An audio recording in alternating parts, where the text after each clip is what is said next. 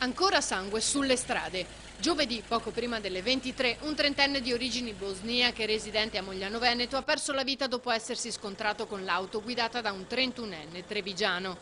L'impatto è stato talmente violento che il Centauro ha fatto un volo di circa 30 metri. L'automobilista era appena andato a prendere le sigarette a un distributore automatico di via Nigra, a Mestre, poco prima di recarsi al lavoro. Si è immesso dalla secondaria sul terraglio nel momento in cui sopraggiungeva la moto. L'impatto è stato inevitabile. Il trentenne bosniaco sposato e papà di 2 bambini piccoli non è riuscito ad evitare l'auto, volando per più di una decina di metri, fermandosi solo contro alcuni cassonetti a lato della carreggiata, mentre la motocicletta ha strisciato sull'asfalto arrestandosi ancora più lontano.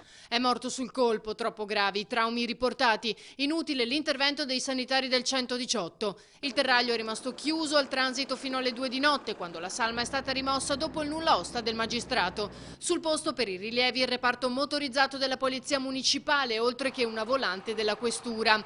È giunto anche il comandante della Municipale Marco Agostini, limitati i disagi alla circolazione, vista l'ora in cui è avvenuto l'incidente.